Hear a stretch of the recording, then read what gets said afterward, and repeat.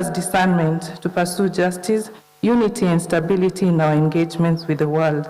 Inspire our leaders to act with courage, vision, and integrity, that our nation may reflect fairness, humility, and shared prosperity. May our collective efforts glorify you and bring lasting blessings to all Kenyans. We pray all this through your Son, Jesus Christ, our Lord and Savior. Amen. Let us kindly take our seats. Your Excellency, Dr. William Samoei Ruto, President and Commander-in-Chief of the Defense Forces of Kenya. Your Excellency, Kithure Kindiki, Deputy President of the Republic of Kenya. Your Excellency, Musalia Mudavadi, the Prime Cabinet Secretary, the Attorney General, all Cabinet Secretaries present, members of Parliament, all Principal Secretaries present, senior government officials, chairpersons and CEOs, distinguished guests, ladies and gentlemen.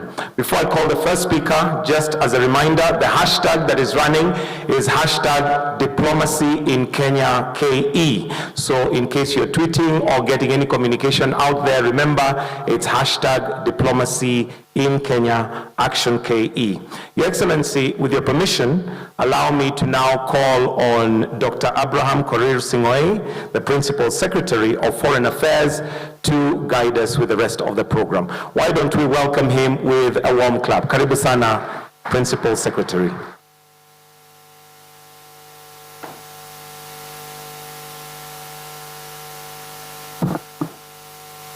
Dr. William Samoei Ruto, the President of the Republic and Commander-in-Chief. Professor Kithure Kindiki, the Deputy President of the Republic. Your Excellency, Prime Cabinet Secretary, Dr. Musalia Mudavadi. Esteemed members of the Cabinet of the Republic, my dear colleagues, Principal Secretaries,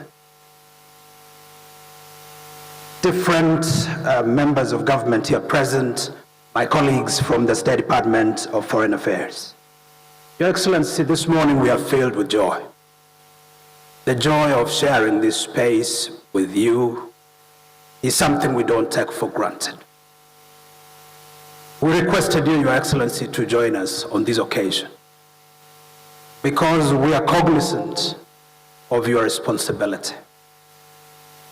As stipulated in the Constitution in Article 131, by which you are head of government and also head of state.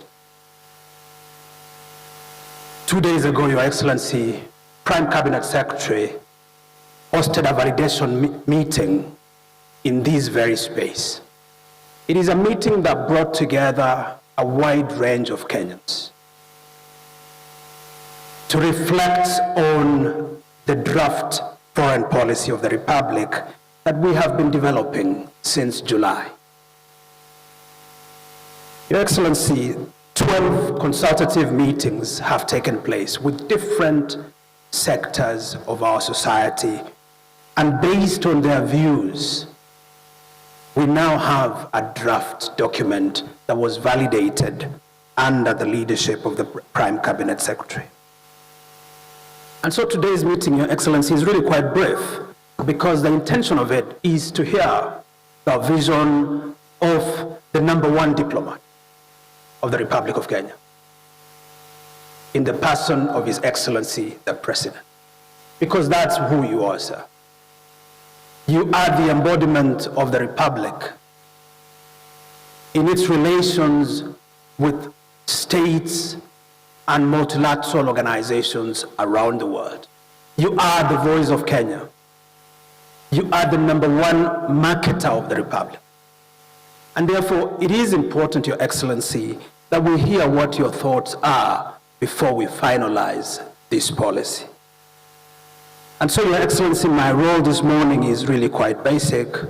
Allow me to, because I have a presentation later on, allow me, Your Excellency, to ask my dear colleague and sister Roslyn Njogu to come and make her observations, and then that will allow us, Your Excellency, to move to move forward. Thank you very much. Put our hands together for Rosaline.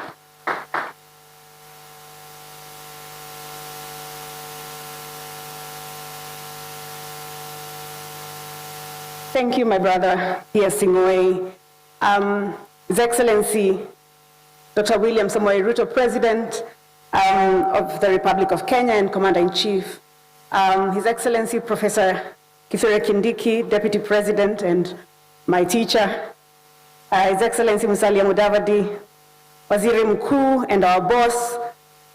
Many Excellencies, Cabinet Secretaries, my colleague PSAs, the chair of the Committee for Defense, Intelligence and Foreign Relations, Honorable Koech, and the chair for the Diaspora and Migrant Affairs Committee, Honorable Haika. Ladies and gentlemen, colleagues from the ministry, ambassadors, excellencies, good morning. Good morning. Mine is really very small, Your Excellency. It's to ask the question, what does a well-done foreign policy do? How do we feel, touch, and understand a well-done foreign policy? I'm going to talk about 3 things quickly that foreign policy has done for us in the embodiment of the State Department for Diaspora Affairs. The diaspora pillar has always been a pillar of the foreign policy of Kenya. But giving it flesh, giving it budget, and giving it energy has allowed us to do many things to grow our diplomacy. It has allowed us to protect the 4 million Kenyans who live abroad, has allowed us to run evacuation programs when those Kenyans have been in distress, such as in Sudan, Your Excellency, where we're the first country to get our citizens home, such as the ongoing evacuation out of Lebanon, where so far we have received 300 distressed Kenyans from Lebanon, and that process is ongoing. But also it has allowed us to extend protection through ensuring documentation is done for our diaspora everywhere, including running the Mobile Consular Services program that has allowed us to serve Kenyans in 175 different cities in the 2 years that we have been in business. Your Excellency, what does a well-done foreign policy do as far as diaspora remittances are concerned? It allows us to put money, programs, and people to create an incentive framework for remittances. And Your Excellency, I'm happy to announce that we see an upward trend as far as the remittances that come from this country. We last year reported $4.2 billion US, which, as you know, is higher than the remittance, the foreign exchange that comes from tea, coffee, tourism, and I'm not trying to start anything with the PSAs for tourism, for agriculture, and so on.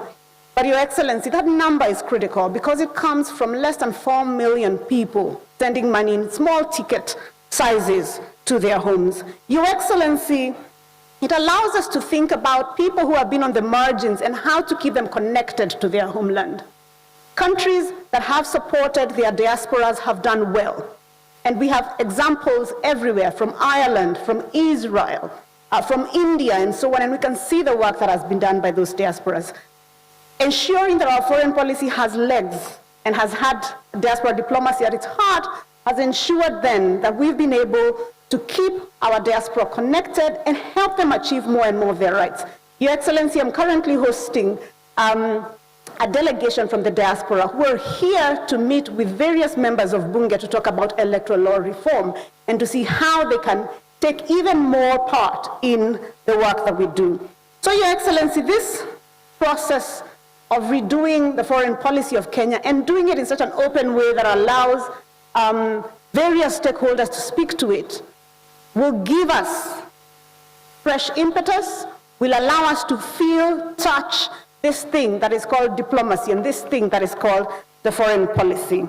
I want to thank you, Your Excellency, and I want to thank my colleague, P.S. Sing'oei and Waziri Wetu, Dr. Musalia Mudavadi, for the leadership on this process, and to say that, Your Excellency, we look forward to hearing the direction from you and to having a foreign policy that we all will be able to support and get behind. Asante sana.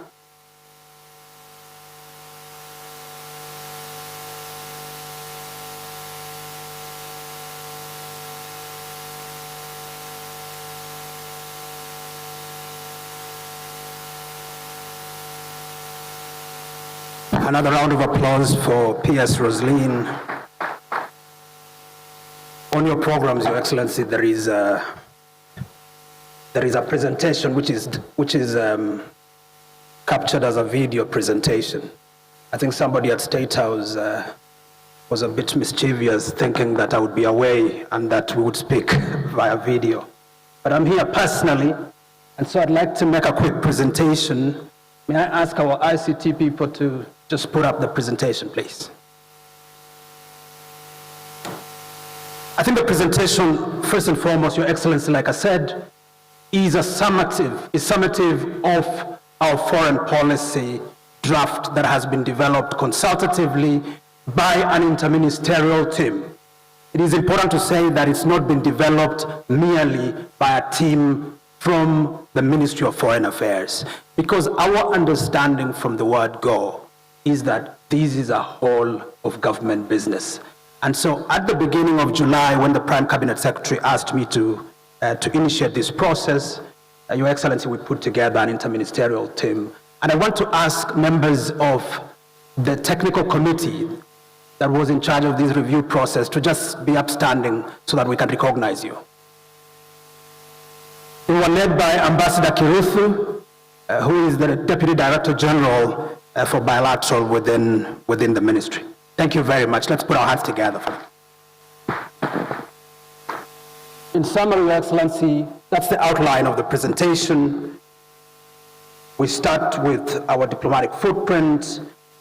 The formation or the formulation process for this policy, like I mentioned, was consultative. We will outline, we will reflect on the 2014 Kenya foreign policy pillars, the focus areas of the current proposed policy, how we intend to implement it, to monitor and to evaluate it, and the next steps.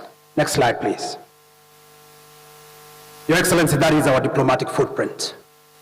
60 years down the line, since the commencement of our diplomacy, we now have footprints in well over 68 geographies.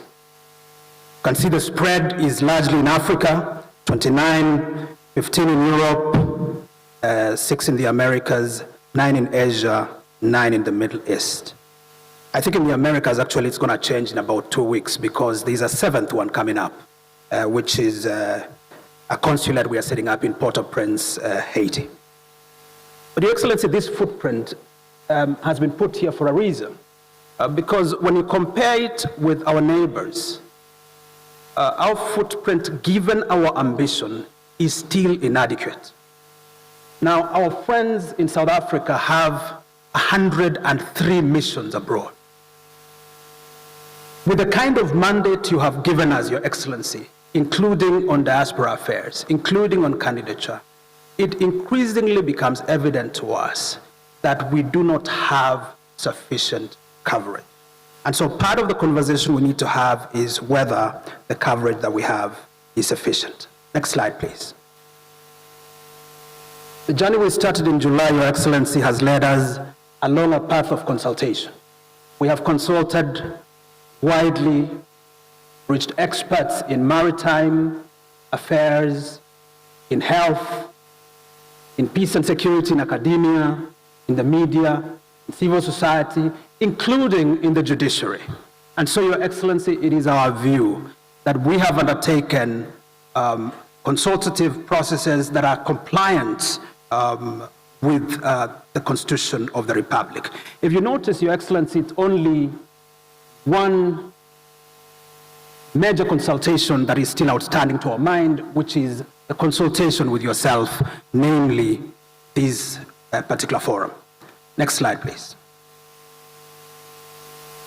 So we've come up with a 6-chapter document, a document that speaks in chapter 1 on our prioritized national interests and values. And the point here, Your Excellency, is that the reason for foreign policy is the promotion of the national interest, the fostering of our national interest. And part of the conversation we need to have is, what is the national interest? An examination of our Constitution suggests certain elements that fit into the matrix of the national interest. In particular, Article 138 of the Constitution speaks to the question of territorial integrity and stability, the protection of the commonwealth, of the citizenry and the citizenry's well-being.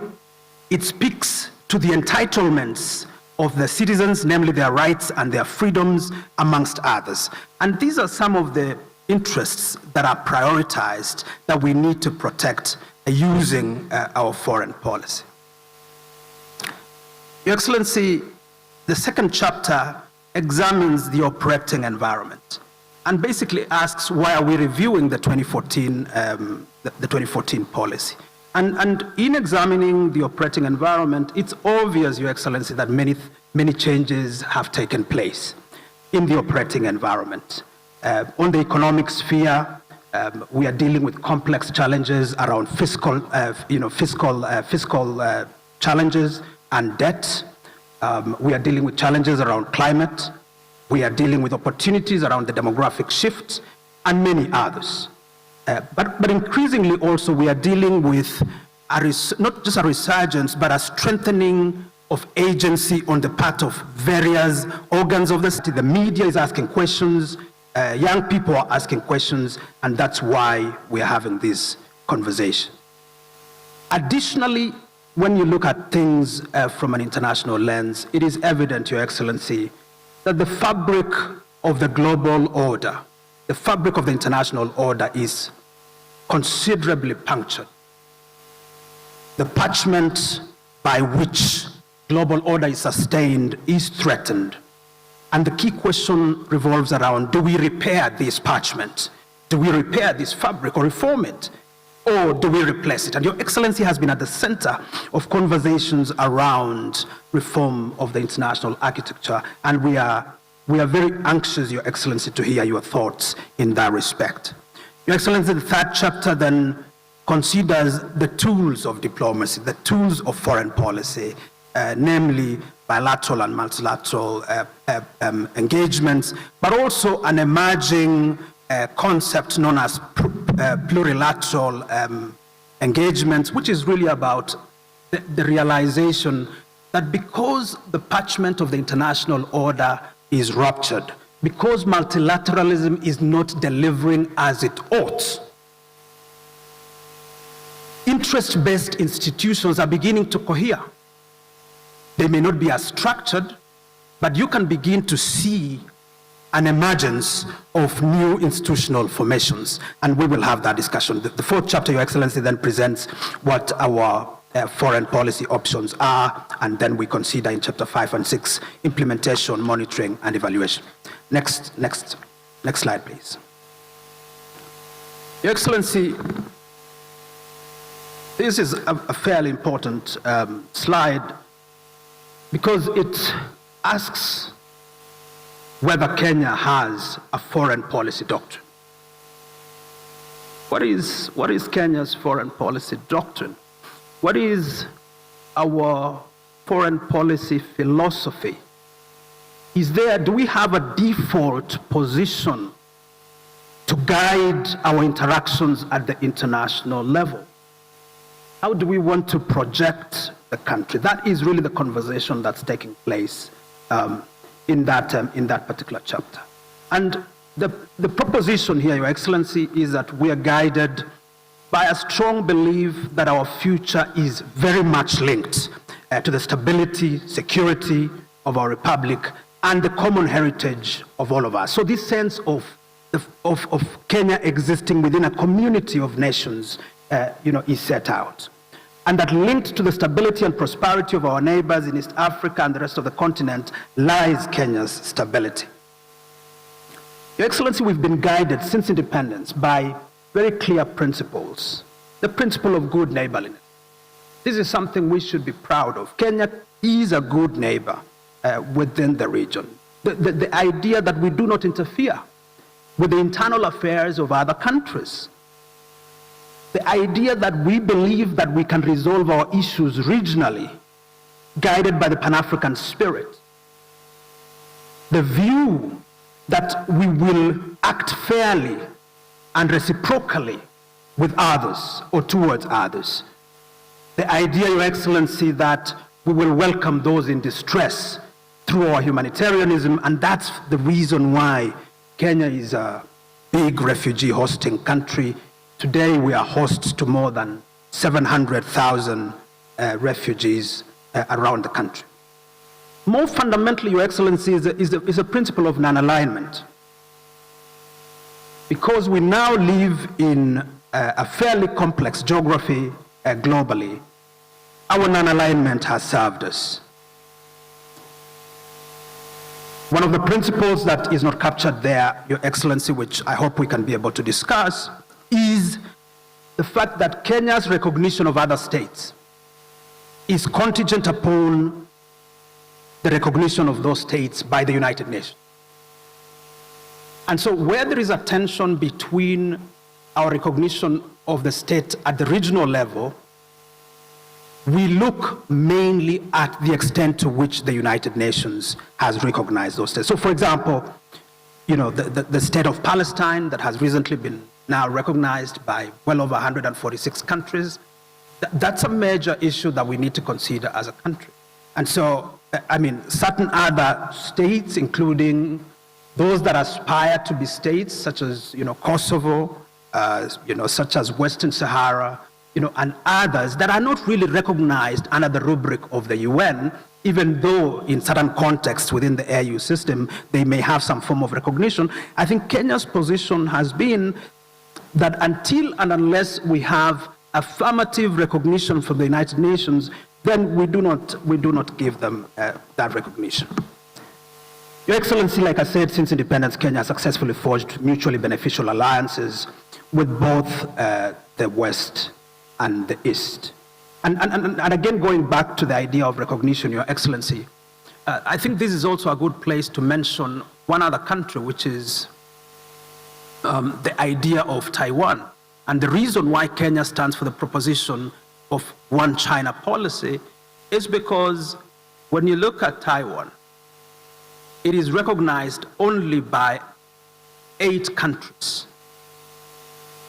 So it hasn't met the threshold of recognition.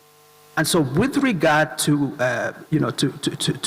our commitment to the one China policy, it's actually based on a very solid principle. Next slide, please. Your Excellency, that's the 2014 policy proposition in summary. If you look at that slide, what does that tell you? We envisioned in 2014 that we would build the house of foreign policy. This is like a house sitting on 5 pillars. It's very clear, it's very linear, if you like. It's stable also. But it's unbending, because if you remove any of those pillars, will the house stand? And the key question is, does our policy stand necessarily on any one pillar? And part of the criticism around this approach has been that, that the policy projection in this manner sort of makes Kenya's approach very, very rigid. There's little view of the interaction between different pillars, and therefore one doesn't get the full view of how we drive our policy. But nevertheless, Your Excellency, this policy framework has served us since independence, because we have been leaders in the peace frontier, and increasingly from 2002, we have been running on an economic diplomacy trajectory, as well as environmental trajectory, diaspora, as well as cultural diplomacy. Next slide, please.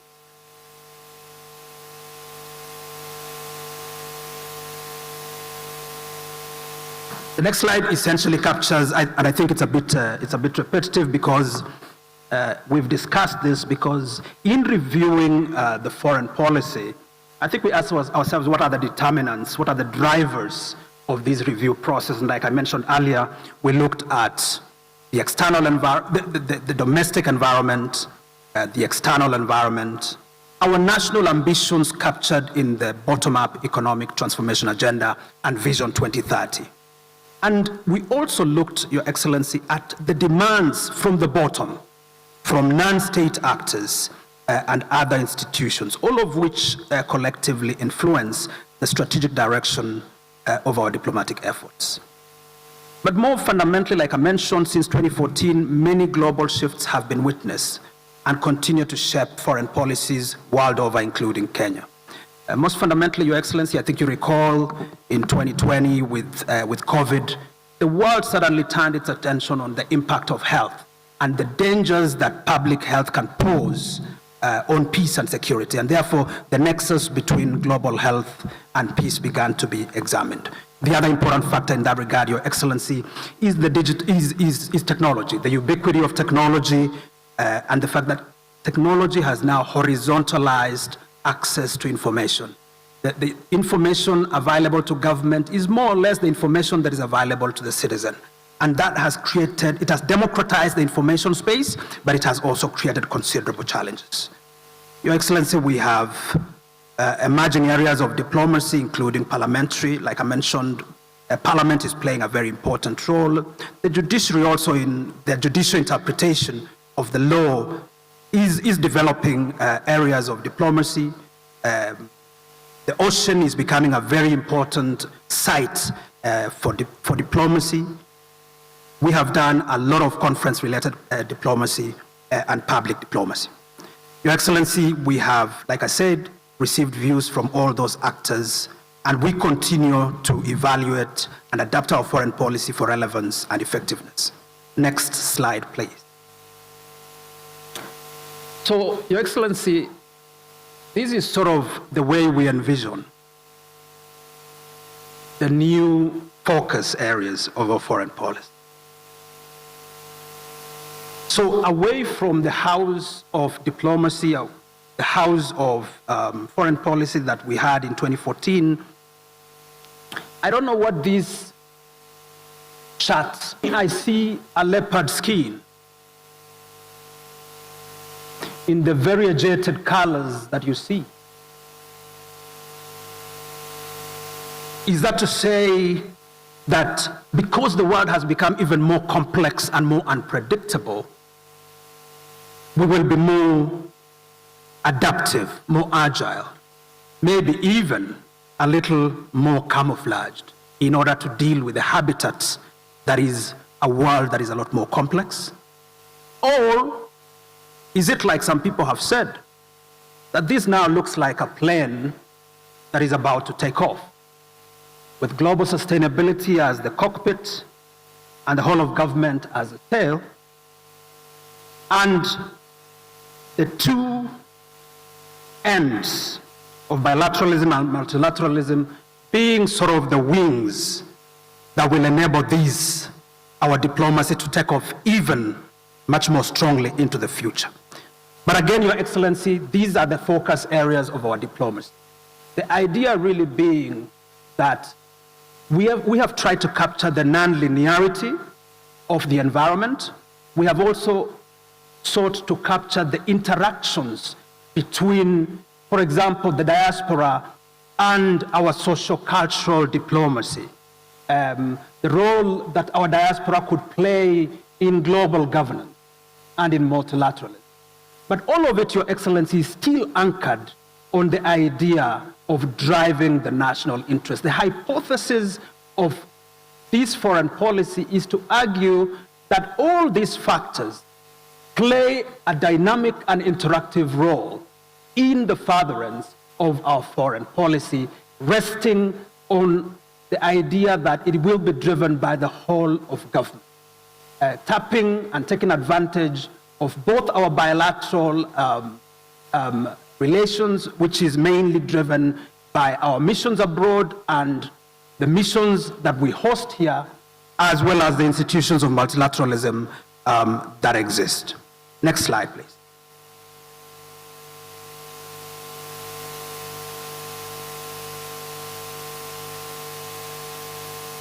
What we have in the next slides, Your Excellency, are really a breakdown of each of those areas, and I will not really take so much time in them.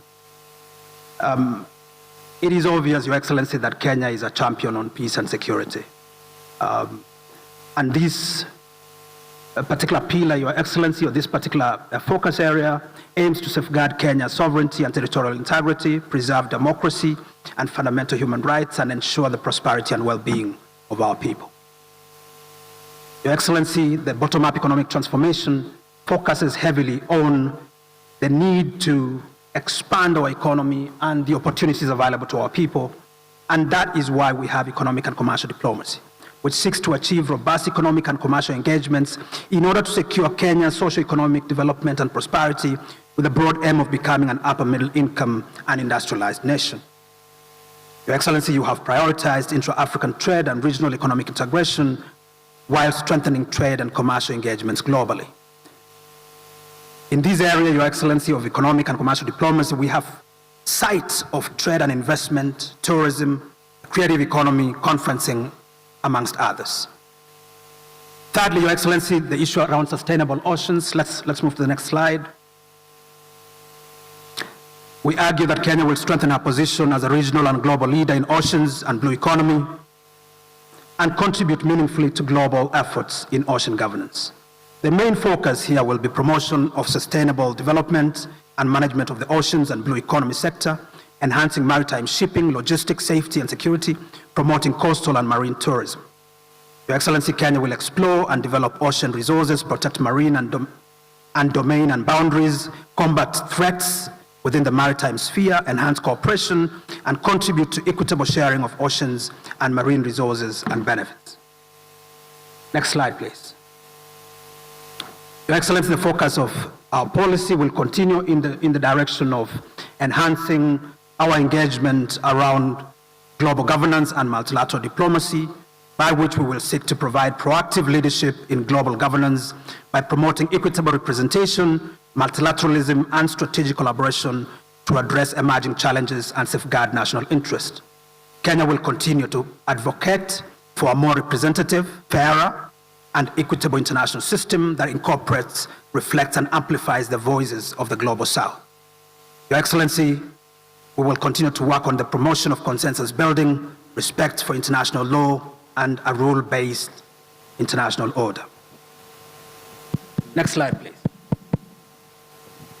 Champion when it comes to matters climate change, because our energy security, Your Excellency, is predicated on green energy by and large. And when it comes to the environment, Your Excellency, Kenya is at the heart of environmental diplomacy by way of hosting UNEP and UN Habitat. And so the aim here is to promote global environmental sustainability through the preservation of natural resources, effective international collaboration, robust policy frameworks, and innovative strategies that support climate adaptation, biodiversity protection, and sustainable development. And we will seek to showcase our credentials as a global leader on environmental and climate change issues and renewable energy. On science and tech and innovation, Your Excellency, the aim here is to integrate various forms of STI to build a robust ecosystem, to achieve Kenya's national interests and position the country as a key player in global technological discourse. Your Excellency, we will promote partnerships to support cutting-edge technologies, including AI, to create jobs, spur economic growth, and improve the welfare and living standards of Kenyans. We shall leverage on Kenya's commitment to international collaborations and partnerships aimed at attracting critical investments and fostering the exchange of knowledge for addressing global challenges. Your Excellency, the last two pillars are diaspora diplomacy, which my sister has spoken to quite a great deal, hinged on a conceptual framework that protects, engages, and empowers the Kenyan diaspora community to enhance their prosperity and that of the nation, and to leverage on diaspora to promote Kenya's interests abroad, including employment in strategic positions in regional and international organizations. On social-cultural diplomacy, the aim of which is to harness social-cultural opportunities in the international arena, especially through the promotion of social values, cultural heritage and endowments as tools to build relationships, foster understanding, and influence other nations. The focus here, Your Excellency, will be on cultural heritage, sports, education, and global health diplomacy. In relation to the implementation and the monitoring and evaluation of this policy, Your Excellency, this is predicated on an efficient and professional foreign service, working in collaboration with other MDAs through a whole of government and society approach, both at the national and county governments. A monitoring and evaluation policy will be guided by the National Monitoring and Evaluation Framework. Your Excellency, other documents have been prepared to bolster this draft policy. A cabinet memo will come before you. And to implement the policy much more coherently, Your Excellency, it is proposed, and I know the Prime Cabinet Secretary will speak to this, that a sessional paper on Kenya's foreign policy be elaborated. We are also undertaking further reviews of Foreign Service Act 2021 and development of foreign service regulations. Your Excellency, in terms of the next steps, we intend, with your permission and your blessing, to launch the Kenya foreign policy on the 2nd of December 2024. Thereafter, or rather, we intend to launch the drafts, and then thereafter, that draft will go before Cabinet, which will give rise to the development of a sessional paper, a revised act, and foreign service regulations. Your Excellency, last, we will engage in a sensitization exercise by which we will engage Kenyans on the new Kenya's foreign policy. Your Excellency, that is in a nutshell the draft foreign policy that we seek to present to you. And now, without further ado, allow me to invite to the stage His Excellency, the Prime Cabinet Secretary, to take it over from there. Let's put our hands together for the Prime Cabinet Secretary. Thank you very much.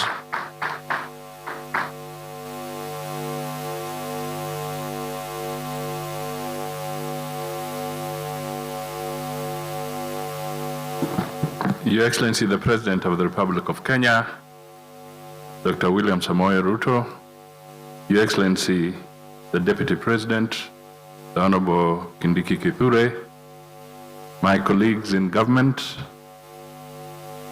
fellow Kenyans and participants in this very business-like and short but critical consultation with the President, distinguished guests, ladies and gentlemen. Your Excellency, I can only say that the PS has done a very good job in running us through the outline of the emerging or evolving foreign policy. But why we thought that it's so important is because we want to be able to domesticate foreign policy. In the middle of this year, when the young men and women of Kenya were raising some concerns, they kept on asking this question: why does the President travel? Not looking at the end result, but why does he travel? It even migrated from why to the mode of travel. And in the process, critical aspects of what emerges out of proper engagement at the highest level was being lost in that conversation. So it is our desire that through this kind of interaction, under your leadership, Your Excellency, we can perhaps coin something that we might call foreign policy mashinani, so that we can get the ordinary citizen, the young men and women of this country, to understand. Thirdly, it's also reflected in the bottom-up economic transformation agenda and Vision 2030, which aspires to provide a more inclusive country and greater sharing of the wealth and the resources of Kenya to benefit the entire population of Kenya, and to pull as many people from our homeland, from dehumanizing poverty and sharing the ecological, natural, and the other resources that are available in our country to the benefit of as many people as we can. Your Excellency, that's the national interest, in my view. But it's also about the security and stability of our country. That leads me, as I move towards the conclusion of these remarks, to also say this, our national interest, is essential to our national survival. And therefore, this foreign policy is about the sustainability of our country in the decades and centuries to come. What is that that will make Kenya survive in this very complex, competitive, and insecure world? Many decades when this generation might not be here, many centuries, obviously, when all of us will not be here. Is it not in making sure our country is stable as you continue to lead us, Your Excellency? Is it not in making sure that we protect the resources in our country, make them available to the majority of the citizens, fight corruption, and make sure that the national wealth is used to benefit the country, projecting ourselves and selling our image out there as a country which is good for investment, which is good for business, and which can attract the resources from outside this country to come and benefit our people? Those are the questions. Therefore, I am very, very, very proud as a citizen of this country that we are reflecting on these things at a time like this, and at a time when we are witnessing many changes across the world, the stress around existing multilateral systems, the emergence of plural systems, as has been said here, and how do we harness all these divergent developments for the benefit of our country. And therefore, we will want to listen to Your Excellency and hear what vision you have for us, and how do we take cue, those of us who are serving in your administration, how do we take cue from that vision to help us navigate the interests of Kenya and make sure that we hand over this country to future generations, a stable country, united country, prosperous country that can sustain the shocks that are prevailing today and those that will come in the future. With those many remarks, Your Excellency, I want to request all my colleagues to be upstanding and welcome His Excellency the President to give us his vision with a round of applause.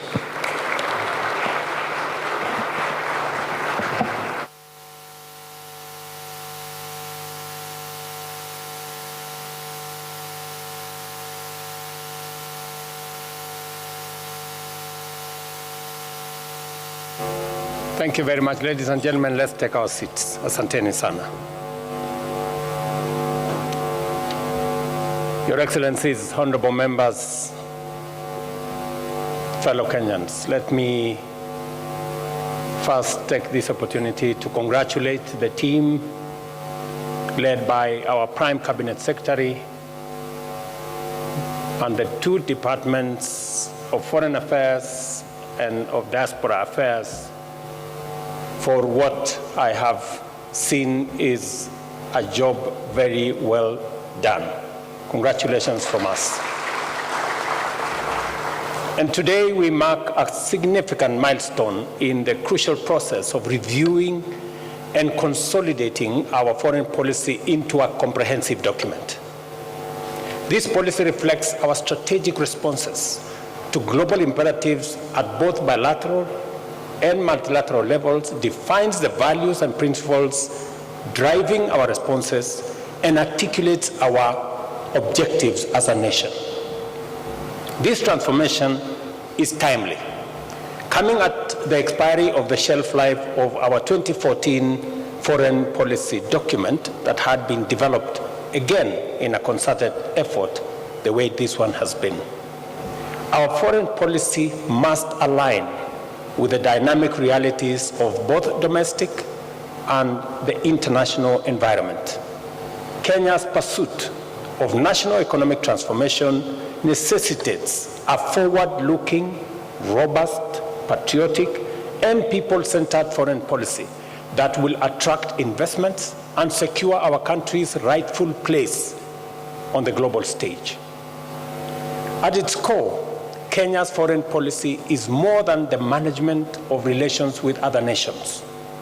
It's about shaping a destiny for present and future generations that aligns with our national interest.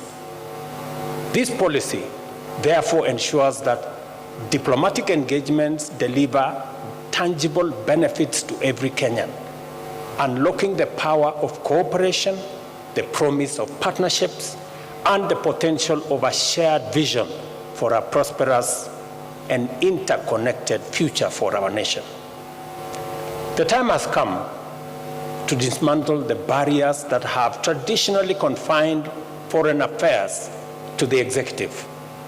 Instead, we must adopt a comprehensive, inclusive, whole of government and all of society approach involving parliament, the judiciary, civil society, faith-based organizations, our young people, women, and also all other active stakeholders. At the same time, our foreign policy must provide a sound framework for effective strategies that serve our national objectives, priorities, and interests through diplomatic engagement. Let me say this, that each and every one of us, whether we are members of the judiciary, members of parliament, members of civil society, whether we are sportsmen, whether we are business people, we represent naturally is to improve citizenship has driven intensive integration and interdependence, blurring the line between domestic and foreign policy. This makes it imperative to redefine and reestablish a distinct, comprehensive foreign policy framework. And this is the exercise this ministry is engaged in. The new foreign policy document outlines clear objectives, identifies emerging trends, and proposes effective responses to global dynamics. It incorporates mechanisms for implementation, monitoring, and evaluation, ensuring that our diplomatic sector serves as a catalyst for Kenya's prosperity. Not have raised Kenya's diplomatic profile. It is the reason why, for the first time in Nairobi, we held the first ever African Climate Summit in Nairobi. And I did it specifically because Nairobi is the environmental capital of the world, and we must lead in matters environmental diplomacy. It is the reason why our voice as a country is counted on by our African friends, by the global community, and we carry the weight of the fact that Kenya hosts the United Nations Environmental Program, and it is the reason why we have leveraged on it to raise the profile of our country and to make sure that Kenya plays in the right league. And I am looking forward to the Ministry of Foreign Affairs continuously managing that space in a manner that profiles Kenya positively. Without a doubt, economic diplomacy remains central to our foreign policy. Kenya's position as a regional financial hub, backed by a strong banking sector, and hosting the largest World Bank station outside Washington underscores its importance. Recent engagements, including the African Development Bank and IDA summits, have emphasized the critical role of the private sector, youth, and civil society in economic diplomacy. When I was requested by the World Bank to host the IDA negotiations in Nairobi, when I was requested by the President of the Africa Development Bank to also host their summit in Nairobi, it demonstrated Kenya's new profile as a destination and as a voice for economic diplomacy. We must build on it, we must leverage on it, and whatever it is that we are doing, whether it is with the World Bank or the Africa Development Bank, must eventually accrue benefits to the people of Kenya.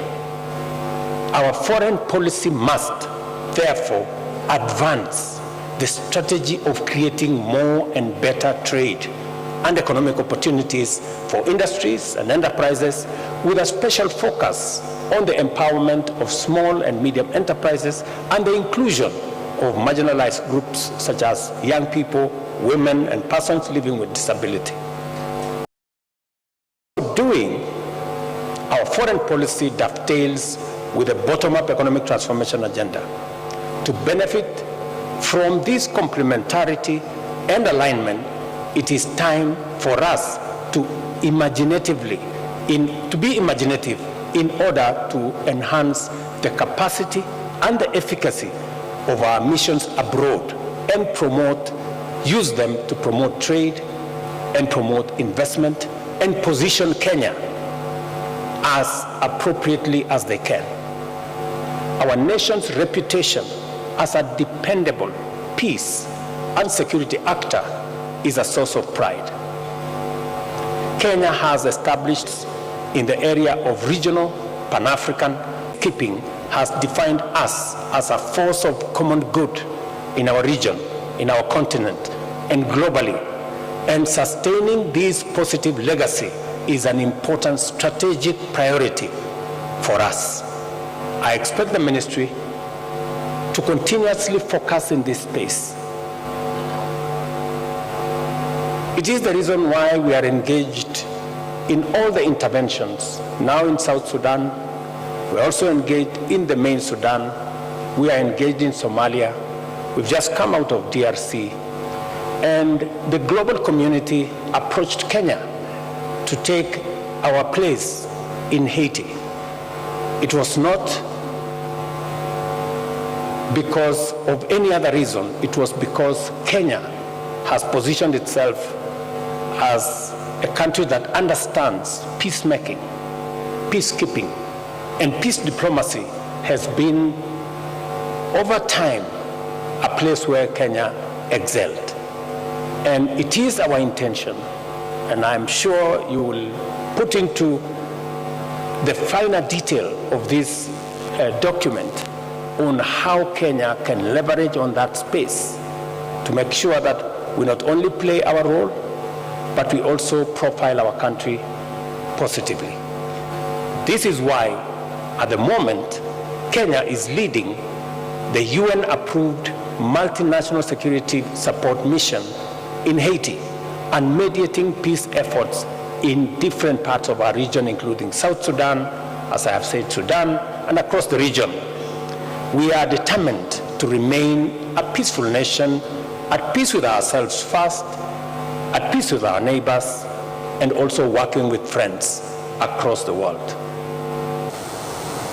Under the Shirika Plan, which is another huge invention of Kenya, our innovative refugee program, we aim to transform camps into integrated settlements, setting a global standard for sustainable and affirmative humanitarian response. I had, for example, an engagement with the UN representative of Matters refugees, and they are working with other countries that have refugees, learning from Kenya how to integrate refugees and how people who have lived in a country for 30 years cannot continue to stay in camps, how we can integrate them into society and how we can use them as a force of good. And we are making huge strides in that space. I hope this policy document will capture the innovative measures we have taken with our refugees, use them to profile our country, use them for matters diplomacy so that we can contribute to the welfare of not just refugees in our country, but refugees living everywhere in the world. Ladies and gentlemen, we are not new to climate diplomacy. Our country has a long and proud tradition of environmental diplomacy that dates back to our earliest years as a republic.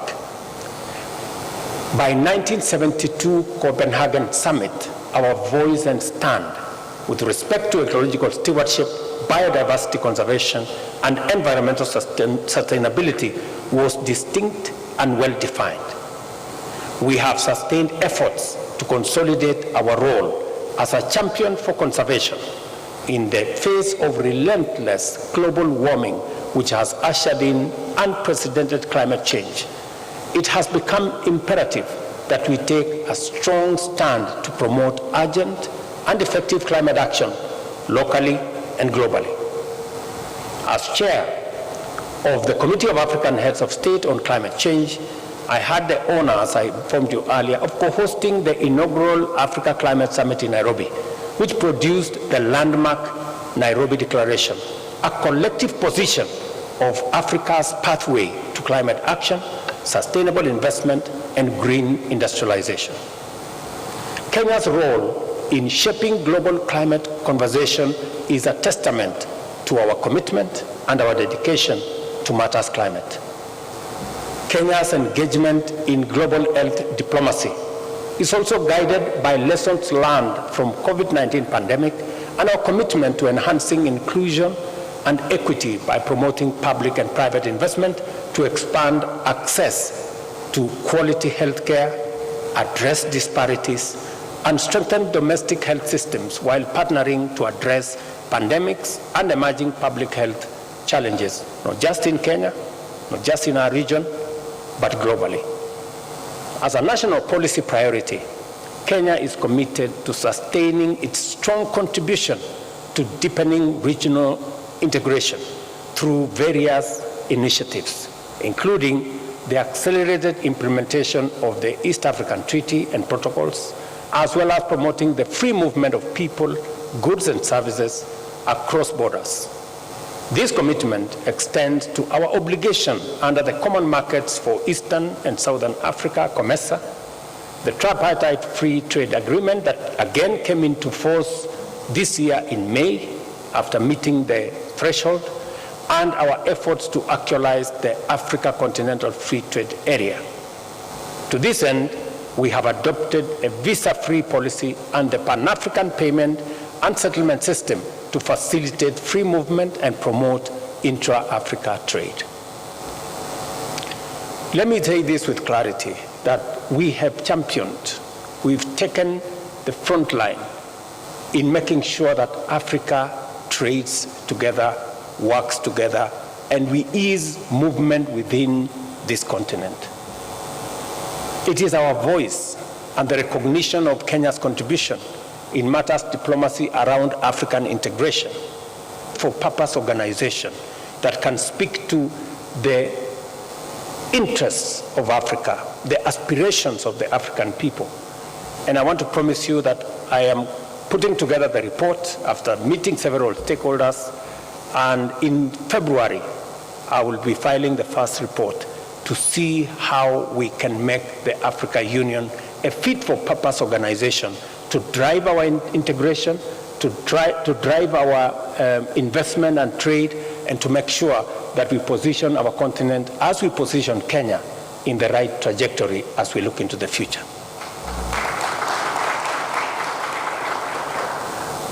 On continental leadership and governance, Kenya upholds the Africa Union's Constitutive Act, champions the Pan-African principle of developing and applying African solutions to African challenges, and vigorously promotes Africa's interests and positions in multilateral fora and on the global stage.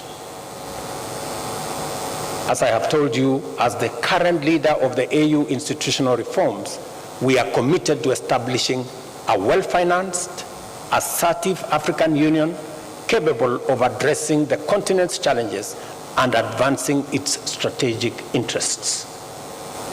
Despite numerous challenges that have put multilateralism in a crisis, Kenya's commitment to multilateralism endures, and more than ever, we are now invested in strengthening it at both the regional and global level.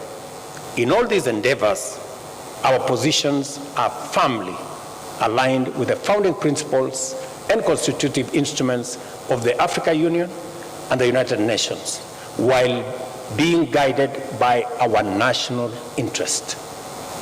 As a member state and host country to major international institutions, including the UN, Kenya has a strong interest in championing for their further empowerment and reform. And that is why I have been in the forefront, and we have been as a country in the forefront in championing the reform of international architecture, whether it is the UN Security Council, multilateral banks and financial institutions, because we need to make them fairer, we need to make them much more responsive, and Kenya has a stake because we host the only UN headquarters in the global south here in Nairobi, and therefore our voice matters. We can speak authoritatively as a country on matters UN, on matters reform of the UN, on matters reform of the financial architecture of the world we live in today, because we have a first-hand experience on handling matters UN in Nairobi. And I am very proud that the UN headquarters in Nairobi is now going to be upgraded so that we can have better facilities to be able to deliver on the mandate that the UN facilities in Nairobi have been assigned. During the recent UN General Assembly Summit of the Future, Kenya reaffirmed the need to reform multilateral organizations and restructure the global financial architecture as a key to ushering our people into a just, inclusive, sustainable, and prosperous future. We firmly believe that the current financial system grossly underserves the deserving majority of the world's population and exacerbates economic crises and inequalities, with 1 in 3 developing countries at the risk of debt default. As a matter of policy, Kenya advocates for the establishment of a fairer and a more equitable financial system. And I am very proud of the strides we have made. There was a time people did not want to listen. Now we've taken the turn, and everybody now accepts that something must be done. I am happy that at the last we are able to launch this foreign policy document, An Emerging Global Dynamics, and also offers firm strategic guidance on the ways and means of undertaking successful initiatives. I've also seen its implementation requires collaboration across all arms of government. I commend the Office of the Prime Cabinet Secretary and the Ministry of Foreign and Diaspora Affairs for their thorough, consultative, and inclusive manner in which they have undertaken their work, and call upon all of us, all the stakeholders, both in private and public, as well as our local, regional, and international partners, to collaborate with us and ensure the successful implementation of this policy. As we embrace this new foreign policy, let us remember that the future is not inherited. The future is created.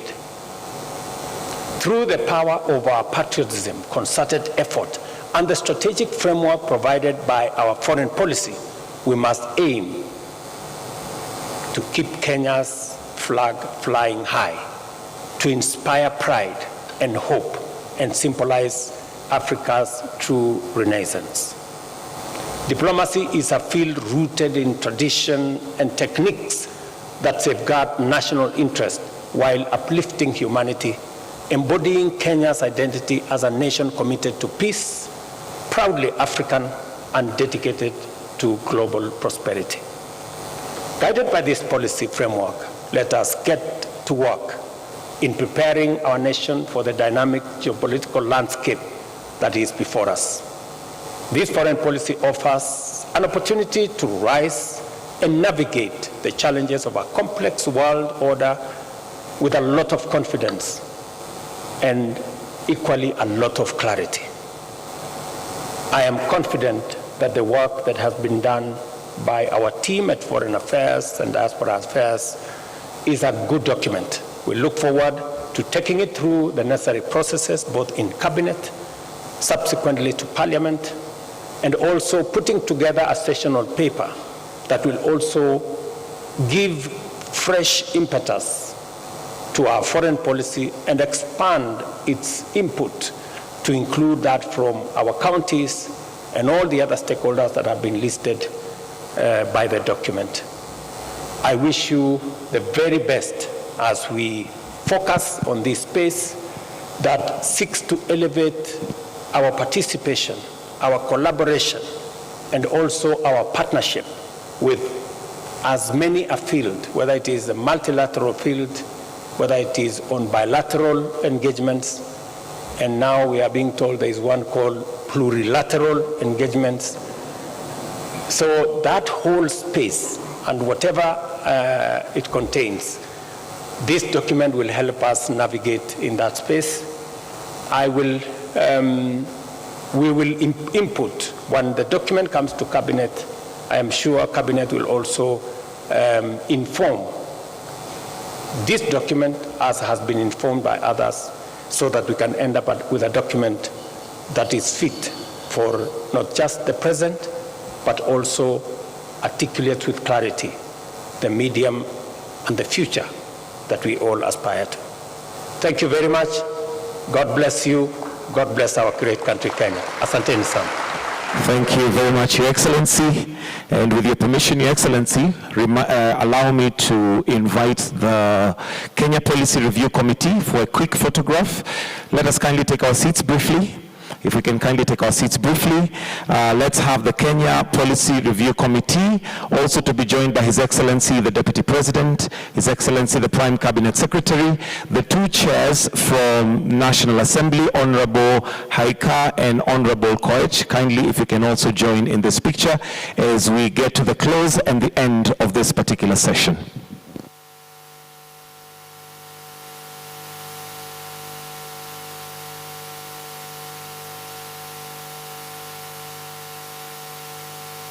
We'll have two rows. PS Diaspora, if you can come on this side, please. Then we'll have PS MFA on that side.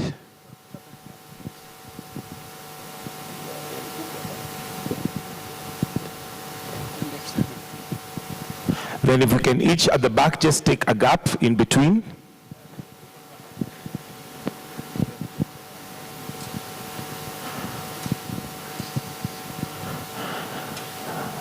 Just find a gap in between.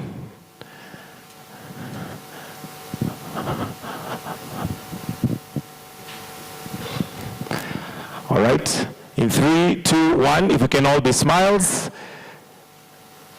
There you go. Thank you very much. I'll request that we all exit stage except His Excellency the President, and request that the rest of us be upstanding as we are now going to wind up with the national anthem. Our prayer, our closing prayer is our national anthem. So if there be any that are still seated, please let's be upstanding as we prepare to finish with our closing prayer, which is the national anthem.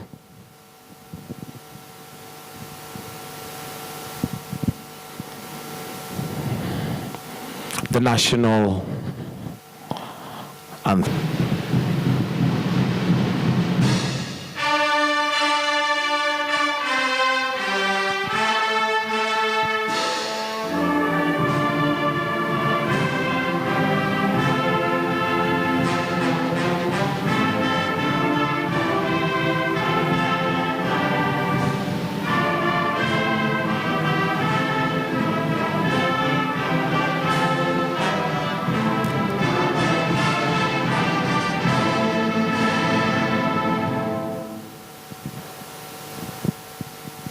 Thank you, Excellency. That brings us to the end of this session. I'll request that we maintain our standing positions as we allow His Excellency to now retreat. Thank you. Do have yourselves a good day and a good afternoon. God bless.